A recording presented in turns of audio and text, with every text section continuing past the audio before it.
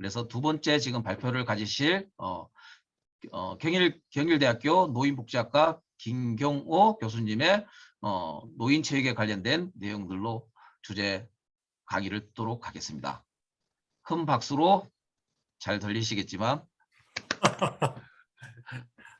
환영합니다. 네, 그 발표에 앞서 가지고 그 스포츠 교육학회 이 스포츠 교육 한마당에 초청해 주신 그 이동호 교수님과 그 우리 존경하는 최원석 교수님께 감사 인사를 먼저 드리도록 하겠습니다. 그리고 일단 그 슬라이드를 보면서 제가 조금 디테일한 내용들을 설명할 수 있도록 그렇게 하도록 하겠습니다. 천천히 읽어 해주시면 될 것 같습니다. 네. 슬라이드 잘 보이십니까? 예, 잘 보입니다. 화면이 조금 예. 예. 이렇게.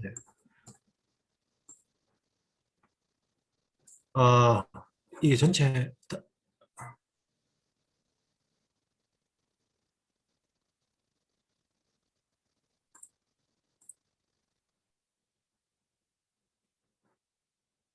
최원석 교수님 지금 다음 예, 슬라이드 보입니다. 보이십니까? 예. 뭐 반갑습니다. 저는 경일대학교에 근무하고 있는 경일대학교 노인체육복지학과에 근무하고 있는 김경호라고 합니다. 오늘 그 약 한 달 전쯤에 이 특강에 대한 그 얘기를 듣고 고민을 많이 하다가 가능하면은 이 노인체육과 스포츠 교육학의 접점을 좀 찾는 게 중요하지 않겠는가. 이제 혼자 이제 그런 고민을 좀 하다가 슬라이드를 만들게 됐습니다. 그래서 물론 뭐 제가 스포츠 페다고지 전문가가 아니기 때문에 페다고지 이론이라든지 실제에 대한 어떤 이해가 상당히 부족할 것으로 생각을 합니다. 그래서 이런 저의 개인적인 사견이라고 봐주시고 혹시나 오류가 있더라도 좀 양해를 해주시면 감사드리겠습니다. 일단 뭐 다음 슬라이드로 넘어가도록 하겠습니다. 먼저 이제 노인체육에 대해서 설명드리기에 앞서서 아주 기초적인 그 의미들을 아주 쉽게 이제 알려드리려고 하는데요. 이 노화 과정은 노화라는 것은 물론 이제 뭐 사회학적이나 심리학적으로 현명해질 수 있고 많은 경험을 쌓을 수가 있고 등의 긍정적인 요소도 있지만 생물학적으로는 이 노화 과정 자체는 굉장히 좀 부정적인 내용을 많이 담고 있습니다. 그래서 우리가 흔히 이 화면에 나타난 쇠퇴성이라는 말은 계속 안 좋아진다는 뜻입니다. 그 다음에 내인성은 이제 인간의 몸 속에서 발생한다는 그런 의미를 가지고 있습니다. 그 다음에 점진성은 이제 계속 이 노화가 한번 시작되게 되면 계속 발전한다는, 노화가 계속 진행된다는 그런 의미를 담고 있고요. 그 다음에 보편성은 누구도 이 노화 과정을 피하지 못한다는 그런 내용입니다.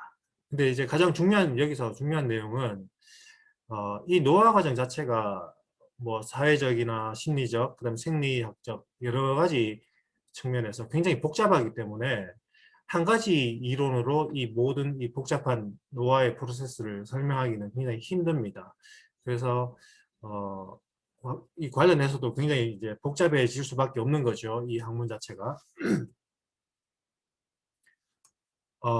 이 두 번째 슬라이드에서는 뭐 간단하게 제가 표시한 이 빨간색 그래프의 화살표의 기울기만 보시면 될 것 같습니다. 지금 미국의 이 고령화의 기울기가 눈에 보이시는 것처럼 약 이 정도 됩니다. 몇 도인지는 정확하게 말씀드리지 못하겠지만, 그리고 65세 이상 인구 집단은 미국에서 가장 빠르게 늘어나고 있는 인구 집단 중에 하나라고 지금 보고 있습니다. 한국의 경우인데요. 한국의 경우는 아까 제가 조금 전에 보여드린 슬라이드와는 좀 다르게 이 빨간색, 제가 표기한 빨간색 이 화살표의 기울기가 굉장히 급격하다는 것을 눈으로 확인하실 수 있을 것 같습니다. 이게 무슨 뭘 의미하는지는 뭐 충분히 짐작 가능하실 것 같고요. 한국의 노화의 속도가 굉장히 OECD 국가 중에서 가장 빠르다는 것을 의미하고 있습니다. 노화는 가장 빠르면서 출산율은 올해 0.98명을 기록할 정도로 저출산 고령화의 기조가 우리 사회에서 지금 일어나고 있다는 것이죠. 현상들이. 그렇다면은 우리 체육 교육에 이 스펙트럼을 확장한다는 의미에서 조금 변화가 필요하지 않을까. 물론 제가 페다고지 전문가가 아니기 때문에 뭐 이 의견 자체가 뭐 과학적이거나 어떤 뭐 근거가 튼튼한 어떤 그런 이야기는 아니라고 보셔도 괜찮습니다. 그래서 어쨌든 그래서 이 개인적으로는 그렇다면은 이 체육 교육이라는 것이 아까 중앙대학교 전희준 교수님 말씀하신 것처럼 생애 주기를 타겟으로 한다면 이 체육 교육의 기조라든지 스펙트럼의 변화 내지는 확장이 필요할 것으로 보입니다. 제일 위에 그래프를 보시면 우리가 고등학교 때 다 이 그래프를 다 보셨을 것 같은데요. 1980년도의 인구 구조의 그래프를 보시면은 저 때가 그 대학 입시로 치면은 수능 혹은 학력고사 응시자가 100만 명 시대의 그래프입니다. 그 다음에 현재 2020년 기준으로 봤을 때는 대학 입학 가능자 기준으로 봤을 때 약 40만 명쯤 된다고 보시면 됩니다. 그리고 추후 뭐 이거는 지금 뭐 이 예측 전망하는 것인데요. 2060년 혹은 더 빨리 올 수도 있습니다. 이때가 됐을 때는 우리가 현재 중등체육, 초등체육에서 타겟으로 하는 그 목표하고 있는 타겟 지점이 굉장히 좁아져 있다는 것을 알 수가 있습니다. 그렇다면은 이제 스포츠 교육학을 하지 않는 제 입장에서는 스포츠 교육학을 전공으로 하시는 교수님, 그 다음에 석박사 선생님들께서 이런 부분에 대한 관심을 조금 가져주시면 이 체육 교육의 외연을 확장한다는 의미, 그 다음에 체육 교육이 우리 사회에서 해야 될 어떤 책무성을 다한다는 의미, 한 두 가지 정도의 의미에서 좀 중요하다고 개인적으로 판단했습니다. 그러면 이제 어떻게 할 것인가? 도대체 이런 현상이 벌어지고 있는데 우리 체육 교육 전문가들은 도대체 어떻게 해야 될 것인가? 현장을 가봤습니다. 현장에서 체육 교육의 현장을 보면은 이게 대표적인 뭐 초등학교 운동장, 뭐 중등학교 운동장의 사진이라고 보시면 될 것 같은데요. 뭐 아래에 제가 뭐 이게 어떤 의미를 가지는지는 뭐 정확하게 잘 모르겠지만 체육 교사라는 의미로 제가 사진을 이렇게 넣습니다. 이 초중등 학생들한테는 체육 교사가 있습니다. 그 트레이닝을 받은 전문가인 체육 교사가 있습니다. 근데 우측에 보시면은 이 노인들은 도대체 누구에게 이런 체계화되고 전문성을 가진 교육을 받을 수 있을까 이렇게 생각해 보면은 아주 우리 접점을 찾는데 굉장히 좀 쉬우실 것 같습니다. 그래서 제가 이렇게 일부러 이렇게 표기를 했는데요. 현장에 가보시면은 노인체육 현장에 가보시면 이런 그림을 많이 보실 수가 있습니다. 이 뒷모습을 제가 몰래 이제 촬영한 건데요. 적어도 체육교사는 초등이 됐든 중등이 됐든 뭐 4년 이상의 트레이닝을 받고 또 필요에 따라서는 교원 임용고시라는 어떤 자격 검증 시험을 통과한 사람들이 체육을 지도하고 있습니다. 근데 이 노인체육 현장에 가보면 주로 이렇게 아주머니들이 본인의 경험에 의존해서 체육을 지도하고 있습니다. 그리고 이 두 가지 소요가 딱 맞아 들어가는 건데요. 노인체육 현장에서는 전문가를 찾기가 어렵기 때문에 이렇게 본인의 경험에 의존해서 수업을 진행하실 수 있는 사람을 찾게 되고요. 또 노인들 입장에서는 우리가 흔히 체육 중등 체육에서 혹은 초등 체육에서 쓰이는 그런 기법들로 그런 모형들로 수업을 진행했을 때 이분들은 참가하시지를 않습니다. 체육에 지루함을 느끼시고. 그래서 이 두 가지 문제가 공존하고 있다는 것을 보여드리는 이제 장면인데요. 그러면 도대체 저분은 어떤 역할을 하고 있을까?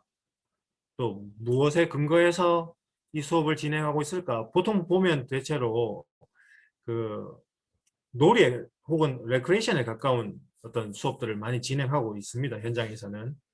근데 우리가 물론 체육 교육을 하시는 분들은 더욱 더 잘 아시겠지만 놀이와 신체 활동과 운동, 스포츠 이런 것들은 각각의 특성을 가지고 서로 다릅니다.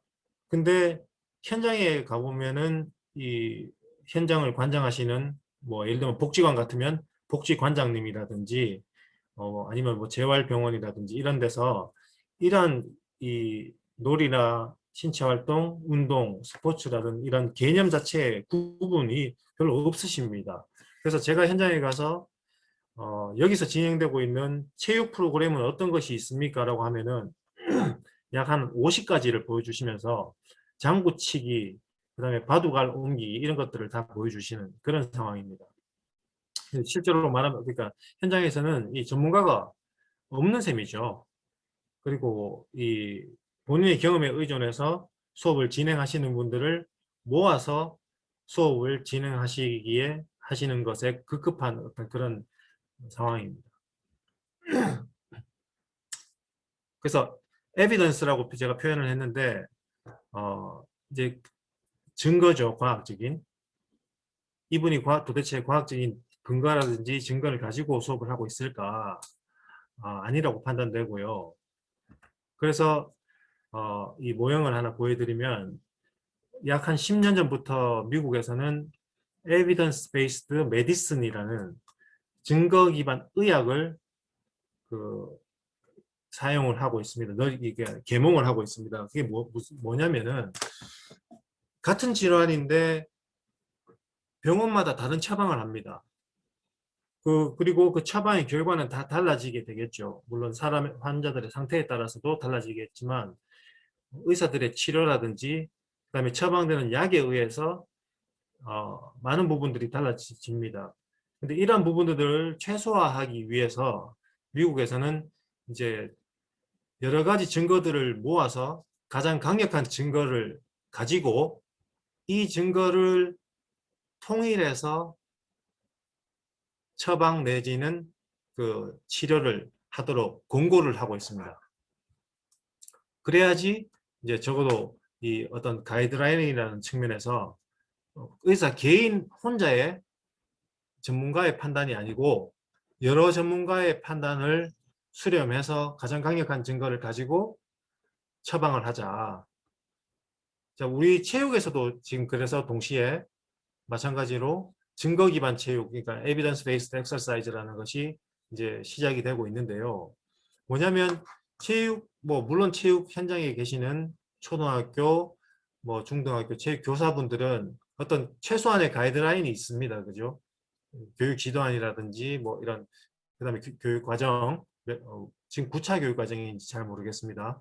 교육 과정이라든지 이런 최소한의 어떤 그 축적된 증거들을 바탕으로 수업을 진행하고 있습니다. 근데 노인들한테는 이런 부분이 전혀 없다는 것이죠, 현재.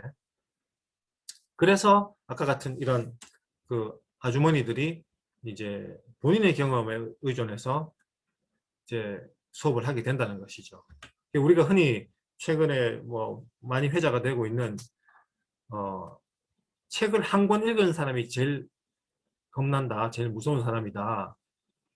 이러한 특정, 저도 이분이 누군지는 모르지만 이런 분들을 보고 하나의 예시가 될 수가 있겠죠.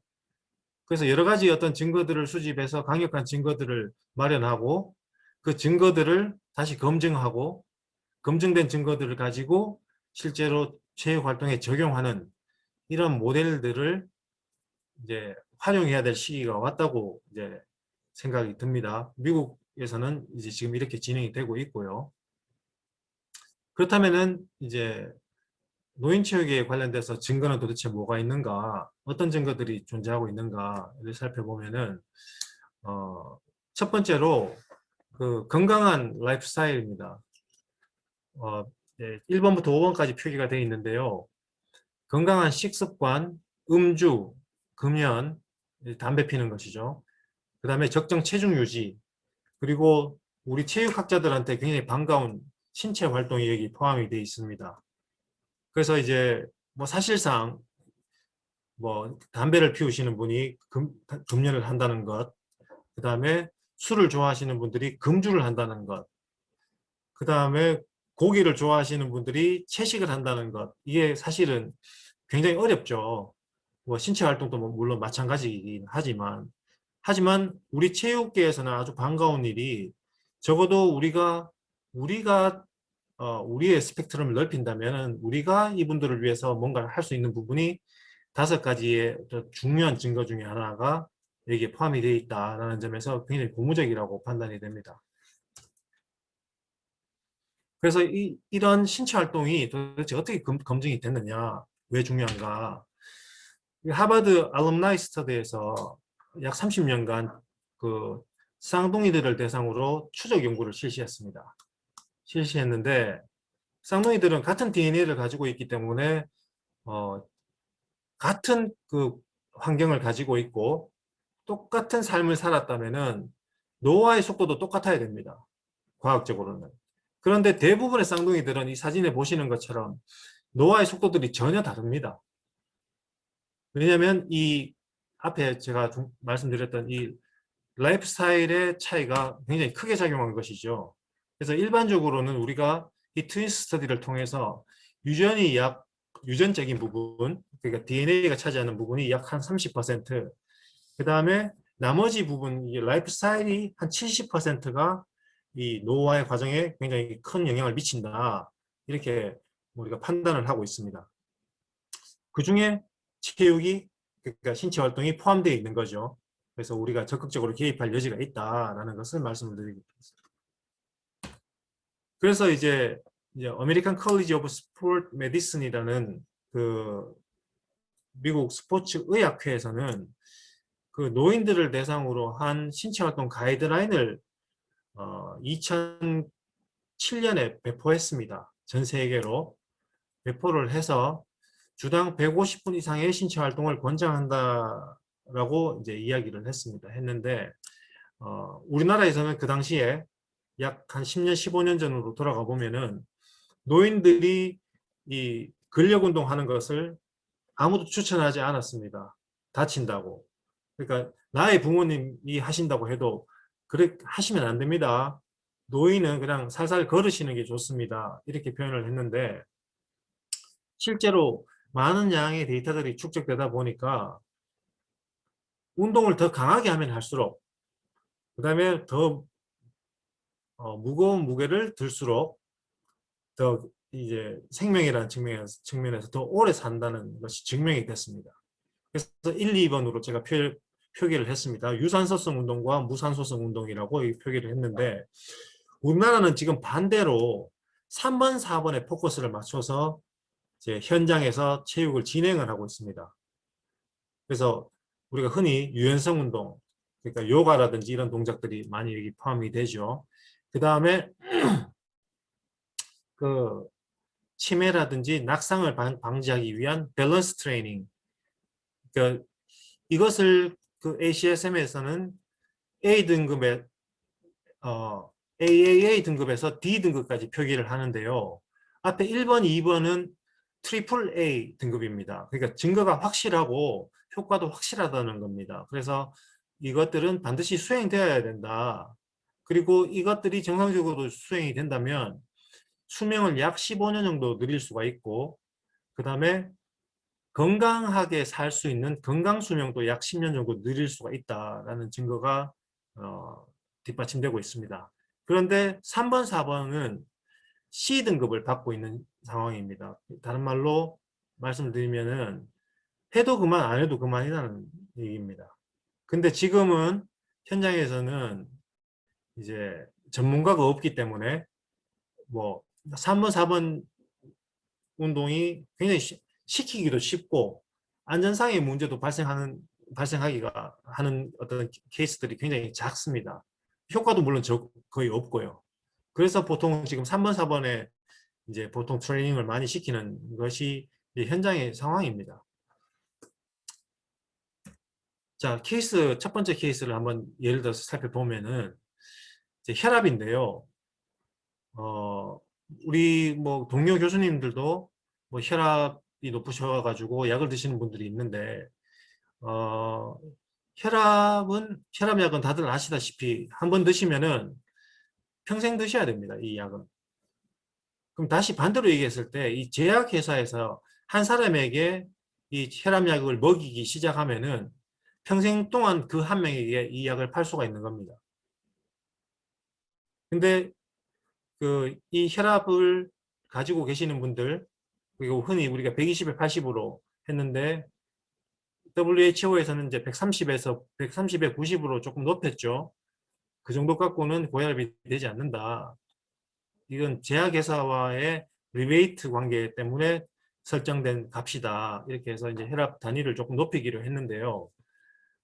혈압은 정기적인 신체 활동으로 충분히 초기에 제압을 할 수가 있습니다. 치료가 가능하다는 것입니다. 근데 우리는 아주 쉽게 병원에 가면은 혈압이 높으면 혈압약을 처방을 받고 그 약을 평생 드시는 것이 아주 일반화되어 있죠. 그래서 이건 잘못된 선택이라는 것입니다. 그 다음에 혈당입니다.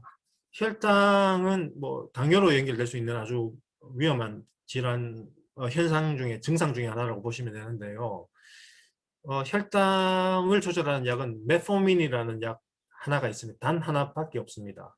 근데 2010년 ACSM에서 의사가 커밍아웃을 했습니다. 혈당 강화제를 투여할 필요가 없다. 혈당 강화제 대신에 정기적인 신체 활동 약 하루에 30분 정도 중강도 이상의 신체 활동을 하면은 높은 혈당이 당뇨로 진행될 가능성은 매우 낮다. 그래서 그 의사는 퇴출됐겠죠. 의사협회에서. 근데 우리 체육계에서는 굉장히 반가운 소식이 나온 거죠. 이제 이런 질병들을 우리가 체육으로 통제할 수 있다. 극복할 수 있고 치료할 수 있다는 어떤 그런 증거들이 계속 등장하고 있는 현재 상황입니다. 그러니까 이 혈압 같은 경우에는 제가 제 아버님을 대상으로 임상을 한번 해봤는데요. 혈압이 140에 100 정도 나오셔가지고 혈압 내과에 가셔서 혈압약을 받아 오신 상태에서 제가 드시지 말고 하루에 2시간 이상씩 자전거 타기를 한번 해보시라. 그리고 매일 혈압을 기록을 해달라 이렇게 하니까 한 석 달 지나니까 120에 80으로 되돌아오시고 현재 약 그로부터 한 6년 동안 아직 혈압에 대해서 아무런 증상이 없습니다. 그래서 그 당시에 만약에 혈압약을 드셨다면 아직까지 6년 동안 약을 드셨을 것이고 앞으로도 계속 혈압약을 구매를 하셨겠죠. 그래서 그런 이제 부분들은 얼마든지 우리가 체육으로 이제 극복을 할 수가 있다, 치료가 가능하다는 점을 알려드립니다. 그 다음에 조금 더 디테일한 이제 그 내용으로 들어가 보면은 우리가 신체 활동을 초등이나 중등 학생들을 대상으로 시켰을 때는 적어도 이런 고민은 하지 않으실 것 같은데요. 당뇨 환자의 경우에 아마도 초등이나 중등 체육 교사분들은 간혹 이런 경험을 해보셨을 수도 있을 것 같은데 당뇨가 있는 아이들 혹은 환자의 경우에 인슐린을 맞게 되어 있습니다. 혈당을 떨어뜨리는 작용을 하는 것이죠. 근데 우리가 이제 노인 체육에서는 굉장히 이런 부분들을 굉장히 주의 깊게 보고 살펴야 되는 것이 인슐린도 지금 화면에 보시는 것처럼 이 종류가 굉장히 많습니다. 속효성 이제 인슐린의 예를 이게 제가 화살표로 이렇게 보여드렸는데요. 속효성 인슐린 같은 경우에는 약 1시간 이내로 반응을 해버립니다. 혈당을 내려버립니다. 근데 인슐린을 맞은 상태로 우리가 신체 활동을 시키면 혈당이 더 떨어지겠죠. 그러면 이 사람은 이제 그러니까 기절하는 거죠. 혈액 속에 당이, 그게 에너지원이 전혀 없기 때문에 쓰러질 수밖에 없는 상황입니다. 그러니까 이런 부분들까지 그 노인 체육에서는 고려를 많이 해야 된다는 그런 부분들을 제가 이제 알려드립니다. 그래서 아까 경험에 의존한 그런 체육 활동들, 지도들은 굉장히 지금 위험 요소들을 내포하고 있다는 것입니다. 그리고 특히나 지금 80세가 아니고 베이비 부머라고 우리가 흔히 표현을 하는, 지금 이제 갓 노인이 65세가 넘으신 은퇴하신 분들을 봤을 때는 이제 이런 위험 요소가 굉장히 훨씬 높다고 판단이 됩니다. 왜 그러냐면은 지금 80세 노인분들은 골프나 야구나 이런 운동에 참여하시지 않습니다. 전통적인 어떤 가치관 때문에 잘 참여하시지 않는데, 지금 최근 5년 이내로 은퇴하신 분들은 골프라든지 여러 가지 격렬한 운동을 많이 하시게 됩니다. 근데 이런 부분들이 고려가 되지 않는다면은 앞으로 3년, 4년, 5년 내에 굉장히 위험한 일들이 많이 발생할 것으로 예상이 됩니다.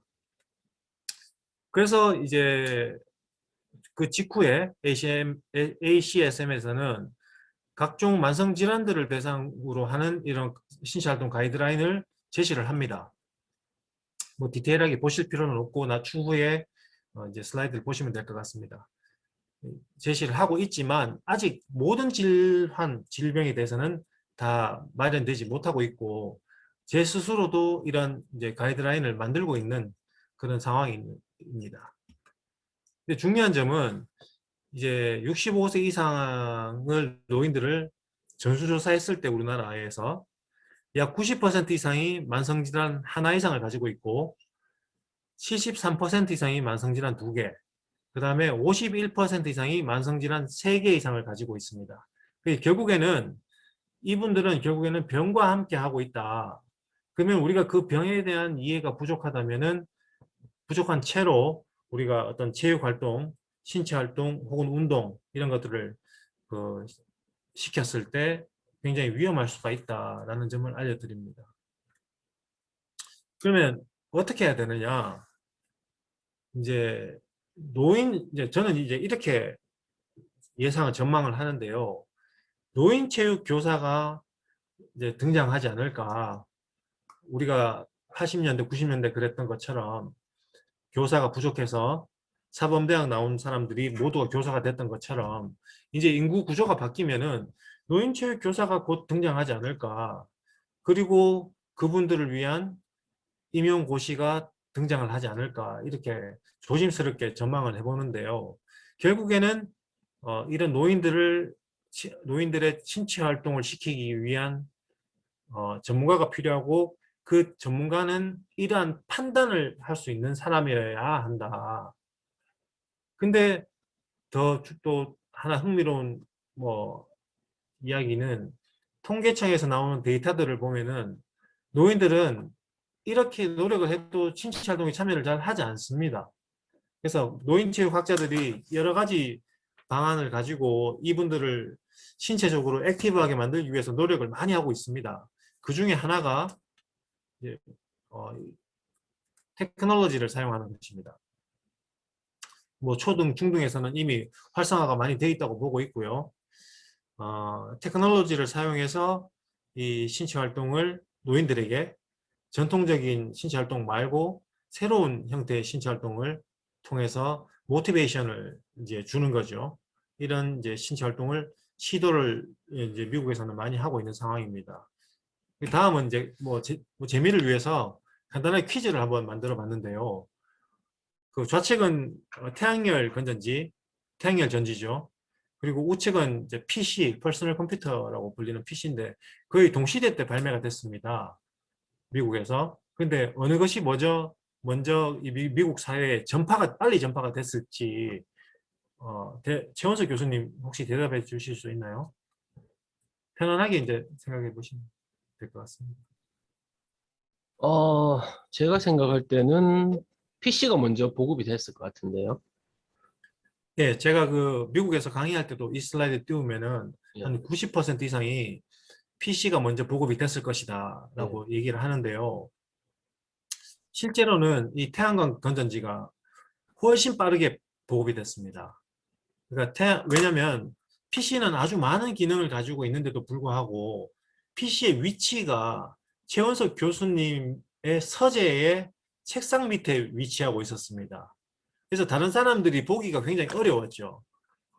근데 최원석 교수님이 PC에 대한 소개를 해주지 않은 이상 내 PC는 영상도 볼 수 있고 이 줌도 할 수 있고 이런 이야기를 해주지 않는 이상 PC의 효과성에 대해서는 우리가 그 당시에는 사람들이 빨리 캐치업을 하지를 못했습니다.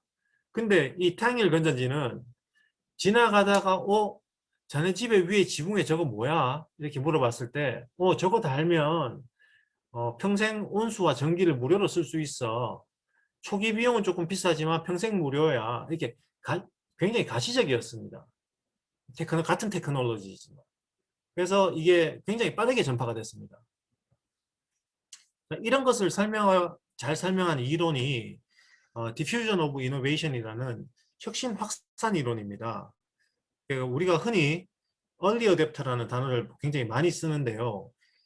이 단어 자체가 2003년도 에버릿 로저스의 이 이론에서 이제 나온 단어입니다.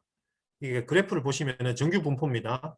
첫 번째 이노베이터, 두 번째가 얼리 어댑터, 세 번째가 얼리 머저리티, 네 번째가 레이트 머저리티, 다섯 번째가 혁신을 거부해버리는 레갈드라고 표현을 합니다.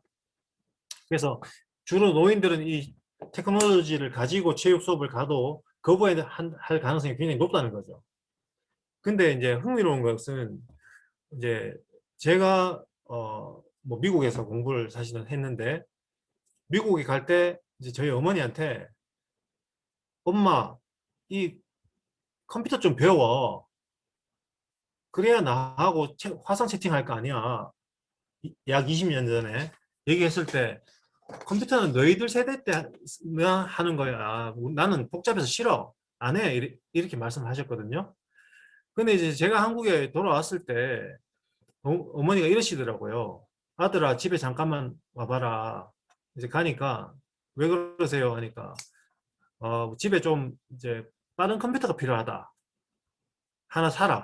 네가. 왜요? 왜 빠른 컴퓨터가 필요합니까? 그전에는 안 하신다고 하셨잖아요. 하니까 내가 이 막고도 치고 해야 되기 때문에 빠른 컴퓨터가 필요하다. 렉이라고 표현은 안 하셨지만 자꾸 이게 막 튕겨 나가고 해서 불편하다. 그래서 이것은 도대체 뭘 의미하는가? 약 15년 전에는 혁신을 거부했던 사람이 15년 후에 혁신을 받아들이고 더 빠른 컴퓨터를 요구하는 것은 도대체 어떤 상황인가? 이것은 이 5가지로 결정이 됩니다. 뭐냐면 이제 첫 번째가 상대적 이점입니다. 상대적 이점은 기존에 쓰던 그 어떤 테크놀로지보다 장점이 있어야 됩니다. 그러니까 제가 이렇게 이 아이폰을 들고 있는데요. 스마트폰을 들고 있는데 과거에 우리가 이게 접이식으로 하는 이 피처폰을 많이 썼지 않습니까?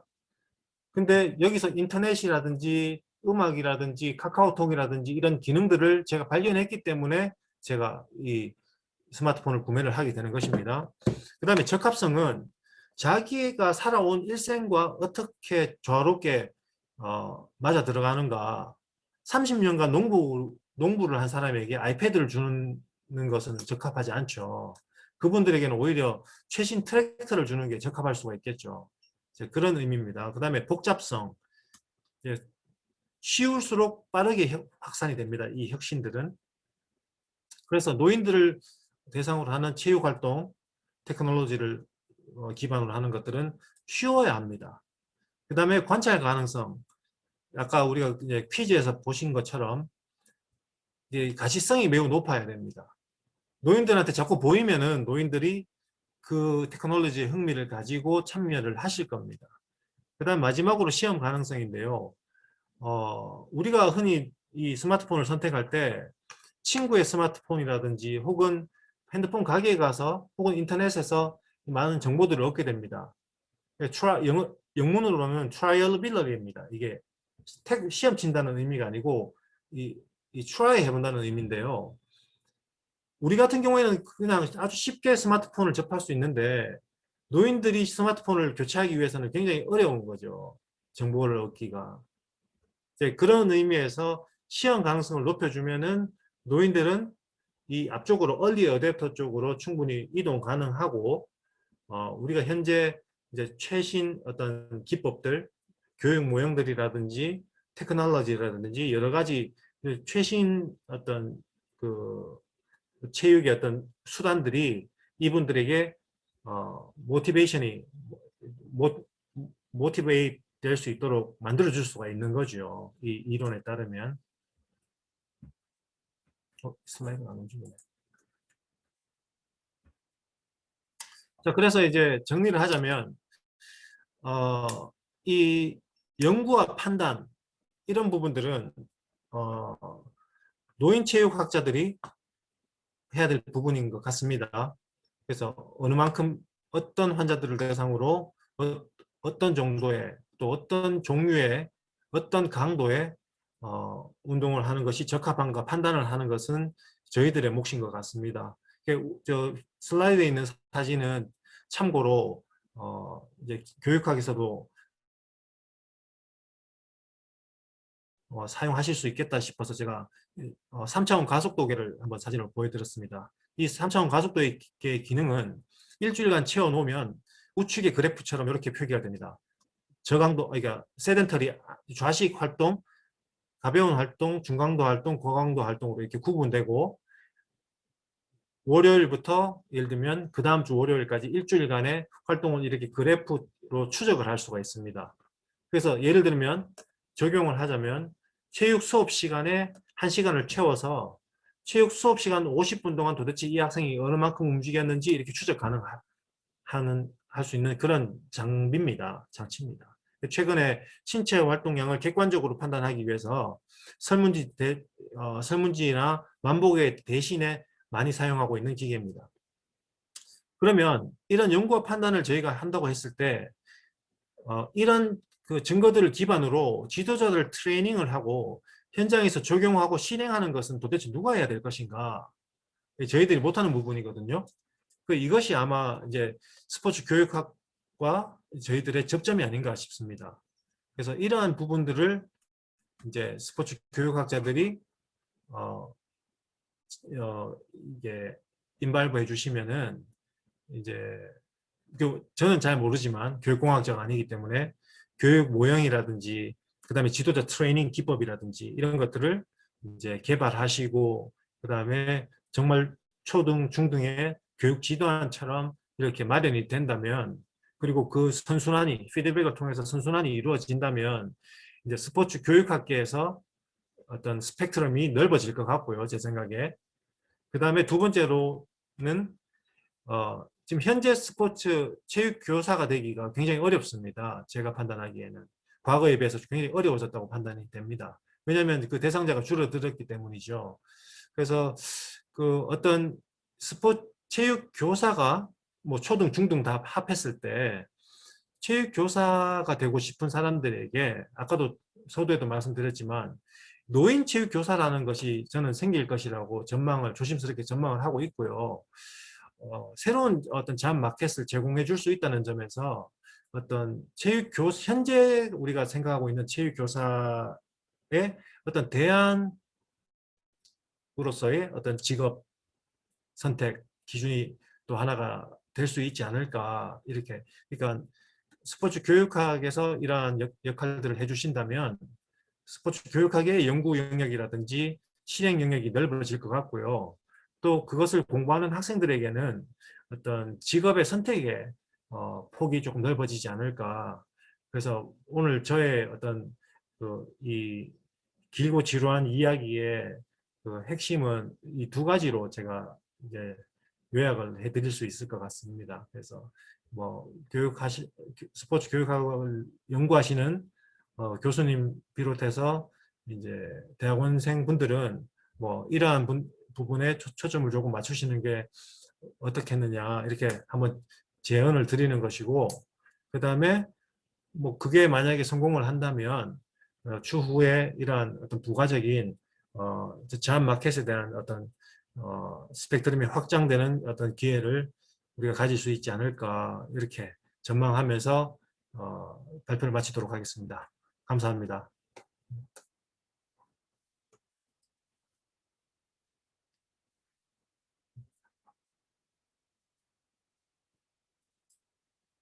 이동호 교수님 마이크 꺼졌습니다. 아우 죄송합니다. 발표해 주신 교수님 감사드립니다. 지금까지 발표를 이렇게 들어보면은 노인 체육이 왜 중요한지, 그리고 노인 체육과 스포츠 교육이 함께할 미래 방향성이 무엇인지에 대한 숙제를 좀 던져주신 것 같습니다. 이러한 부분들이 좀 협업 함께 해가지고 좀 더 발전할 수 있는 체육, 스포츠 교육이 되기를 기원합니다. 혹시 이 발표를 들으시고 질문사항 있으면은 질문해 주시면 감사하겠습니다.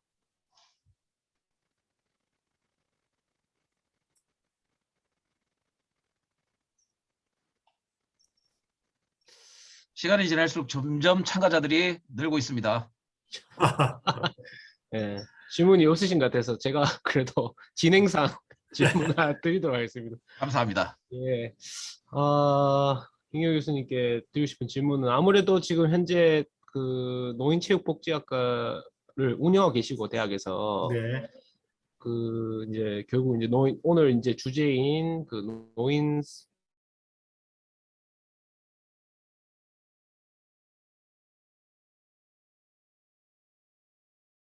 그 스포츠 지도자라고 할까요? 하고 계신데 네. 발표 초반에 말씀하셨다시피 뭐 중등이나 생활 계속 이렇게 네. 축적하고 있지만 뭐 뭔가 이렇게 이론화시키고 이렇게 학문적으로 정립을 해나가고 있지만 노인 쪽은 지도와 관련해서 해서 모델이라든지 이루어지는 게 사실상 좀 부족한 게 현실이라고 저희는 좀 이해가 돼서 오늘 이렇게 모셨는데 네. 예를 들면 그 학생들한테 노인 지도라든가 뭐 이런 이제 강의도 있지 않겠습니까, 그죠? 그렇죠. 예, 뭐 그런 걸 할 때 어떠한 내용을 중점적으로 다루시는지 현재 그리고 네. 어떠한 것들이 앞으로 조금 뭐 아무래도 저희 학회는 이제 스포츠 교육학 분야를 다루다 보니까 뭐 이런 네. 학문적 영역에서는 어떤 오늘 뭐 좋은 얘기 말씀을 많이 해주셨지만 만약에 어떤 지도 쪽 진짜 말 그대로 교육학적인 어떤 그런 포커스로 보자면 현재의 어떤 내용들을 어떤 걸 다루고 계시고 수업에서 또 네. 앞으로는 어떤 것들이 좀 더 가미되었으면 좋겠다 이런 것들 한번 요약 간단하게 해주시면 좋겠습니다. 예, 그 질문 감사합니다. 저희가 그 체육교육과를 다니면서 우리의 과거의 커리큘럼은 뭐 지금은 어떻게 크게 바뀌었는지 모르겠지만 학생들을 잘 지도하는 것에 우리가 초점을 맞췄지 않습니까? 그러니까 예를 들면 뭐 체조를 한다고 했을 때 본인이 내 스스로가 체조를 잘하는 게 중요한 게 아니라 학생들을 어떻게 보조해주고 이렇게 좋은 수행을 할 수 있도록 도와주는 것이 중요하지 않겠느냐. 이게 뭐 과거부터 지금까지도 뭐 변하지 않는 어떤 진리라고 저는 생각을 하는데요. 거기서 이 노인체육은 아까도 제가 잠시 말씀드렸지만 이 노인들을 지도할 때는 이 위험 요소를 감수해야 되기 때문에 위험 요소를 사전에 예방하는 것이 중요하다고 생각합니다. 그래서 뭐 개인적으로 뭐 다양한 어떤 지도법에 대한 수업들이 있지만 특별히 강조하고 저 스스로도 노력을 하는 부분이 이제 병리학과 체육 활동이라는 어떤 뭐 제가 스스로 이제 명명한 강의인데요. 이게 노인의 어떤 병적인 증세를 잘 알고 있어야 이 사람은 예를 들어서 좌심실 부정맥이 있다. 이러면 이 사람은 체육활동을 참여할 수 없도록 만들어야 되는 것이거든요, 사실은. 그래서 참여할 수 있고 없고, 그 다음에 이 사람은 어느 정도의 체육활동을 할 수 있는지 이런 것을 지도자가 잘 판단할 수 있는 이 과학적 근거를 많이 제공하려고 노력을 하고 있습니다. 지도하는 입장에서. 감사합니다. 저도 질문 하나만 하겠습니다. 네. 혹시 다른 분들 계시면 질문하셔도 좋습니다. 제가 먼저 질문 하나만 드리겠습니다. 네. 지금 생애 주기에 관련해 가지고 유아체육도 굉장히 중요하다고 생각되고 네. 거기에 반해 가지고 노인체육도 굉장히 중요하다고 생각이 됩니다. 그럼에도 불구하고 국가적인 정책이라든지 기타 이 관련된 내용들은 학교 체육 중심으로 이렇게 진행이 되고 있습니다. 네. 그래서 이 유아체육과 노인체육 그리고 성인체육 이러한 부분들이 조금 활성화되었을 때 지금 저희 학회가 스포츠 교육 학회도 좀 더 완성된 학회로 끝날 수 있지 않을까라는 생각들을 합니다. 네. 그래서 그 행복한 노년을 위해서 신체 활동이 무엇보다 중요한데 뭐 잠 마케트와 연관해서 네. 지금 우리나라에서 이런 노인 체육 지도자 양성을 담당하고 있는 뭐 대학이라든지 아니면 전문 관련 기관들이 조금 있는지 혹시 알고 계시면 소개를 좀 해주시면은 뭐 체육과 관련해서 관심이 있으신 분들도 도움이 좀 네. 되지 않을까라는 생각이 듭니다. 네. 질문 감사합니다, 교수님. 현재는 국내 제가 알기로는 노인체육복지학과라는 것은 이란 이름으로는 한국체육대학과 저희 경일대학교 두 군데가 있는 것으로 알고 있습니다. 그리고 국가 자격증으로는 노인체육 지도사라는 자격증이 있는데요. 이건 이제 저의 경험적인 이야기입니다. 노인 관련된 복지관이나 시설들이 굉장히 많지 않습니까? 네. 그런데 그런 장소에 이제 제가 직접 방문을 했을 때 이 상태 점검이라든지 현장을 조금 이렇게 이야기해서 방문을 해서 이렇게 조금만 설명을 드리면 그쪽에서 채용하고자 하는 이 리액션이 바로 옵니다. 그래서 그러니까 그런 전문가가 있다면 보내달라 이런 리액션을 많이 받았습니다. 그래서 이게 자아 마켓과 관련해서 굉장히 어렵다는 그런 의미가 전혀 아니고요. 뭐 꼭 저를 통해서 트레이닝을 한다는 그런 의미도 전혀 아닙니다. 어느 정도의 어떤 이런 기본적인 소양만 갖추고 있고 영향을 갖추고 있다면 노인 관련된 시설이 지금 사실은 체육 초중등 교육 같은 경우에는 교육부에서 지원을 많이 받지 않습니까? 근데 노인 관련해서는 보건복지부에서 사실은 지원을 많이 받고 있습니다. 뭐 물론 급여 같은 부분들도 마찬가지고요. 그래서 사실은 지금 노크만 하면은 이제 자격을 갖춘 사람이 노크만 하면은 취업을 할 수 있는 아주 쉬운 아주 지금 빌드업하고 가는 굉장히 기초적인 단계라고 보시면 됩니다. 과거에 저희가 사범대학 나오면은 임용고시 없이 그냥 교사가 막 됐지 않습니까?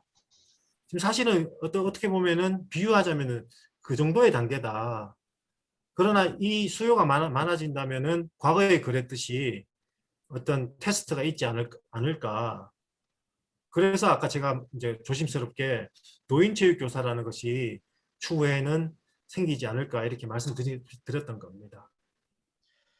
그럼 기본적인 자격이라는 게 어떤 걸 말씀하시는 거죠? 아니면 일반적인 자질을 얘기하시는 거예요? 아니면 자격증 이런 것들을 말씀하시는 거예요? 물론 자격증도 중요하지만 이제 자격증도 당연히 갖춰야 될 것이고 제가 아까 말씀드린 기본적인 자질이라는 것은 아까 최원석 교수님의 질문의 맥락과 이제 동일하다고 보는데요. 노인 집단의 체육을 가르치는 데는 위험 요소가 있습니다. 이제 신체 활동 중에 돌아가실 수도 있고요. 그래서 그런 병적인 요소라든지 병리학적인 부분들에 대한 이해가 있으면 그런 위험 요소를 사전에 예방하고 아까 말씀드린 것처럼 인슐린을 맞고 온 환자에게 바로 체육 활동을 시키는 그런 오류를 범하지 않을 정도 어떤 기본적인 어떤 지식이 있어야 된다. 저는 그렇게 판단을 하고 있습니다. 예, 감사합니다. 네. 자, 지금 노인체육 전문성에 관련돼서 경일대학교 김경호 교수님이 발표해 주셨습니다. 감사합니다. 감사합니다.